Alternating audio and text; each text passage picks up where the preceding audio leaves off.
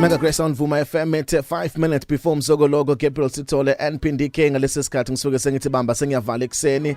Okay, umakini mkenge namhlanje akekho umzogologo bambange sengiyavala ekseni ngaphambi kokuqala usuku lakho namhlanje ekseni. Ufuna ukukhuluma nawe ngithi uNkulunkulu kwesinye isikhathi uzovumela izinto ezithile ezinzima nezingajwayelekile ukuze wamukele izinto ezingajwayelekile kuye.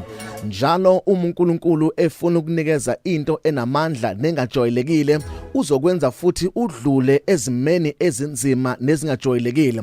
Now you need to have a revelation and understanding that when you are going through the worst, it's because God is preparing you for the best.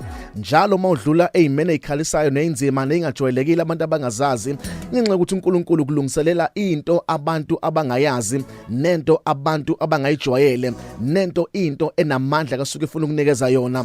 Njalo nje mawukhona into engajwayelekile uNkulunkulu akazokunikeza yona kulindele lokhu ukuthi uyodlula ezimeni ezingajwayelekile ngoba njalo when he make you go through the worst in life usuke ezokunikeza the best in life. Maye ezokwenza adlule inyembezini ezinkulu nezingajwayelekile eziningi kusho ukuthi nezinto akazokunikeza zona ziningi after lezo inyembezi ngoba uNkulunkulu akalenza iphutha lokuthi anikeze umuntu into angazange amlungiselele yona. Zonke izinto ezihlelayo nezifika kithi suke zisilungiselela lento uNkulunkulu afuna ukusinikeza yona.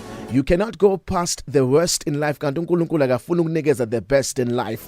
Mawubhekela nezinto eziworse, mawuyitshela abantu bengayi-understand, mawuyikhuluma nabantu bethi abazazi ngoba nento uNkulunkulu akazokulethela yona after going through that difficulty azijwayelekile futhi abantu abazazi.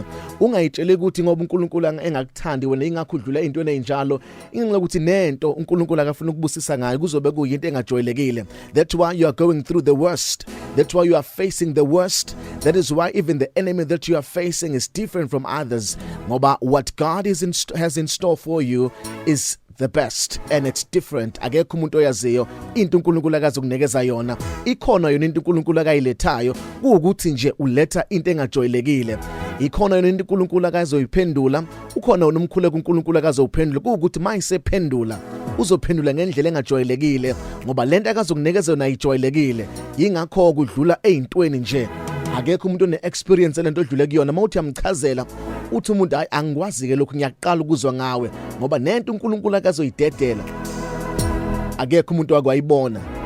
Zinamandla izinto uNkulunkulu akakulungiselele zona okwakho nje be able to endure and remain in your position and never move ngoba ikhona into uNkulunkulu ezayo ungayishiye indawo yakho. Never leave your position for God has prepared something great for impilo yakho. Iyeza iseduzane isendleleni. My name is Phumlani Nkwanyana. You are blessed, you are favored and you are set apart. Good morning Mega Grace Nation.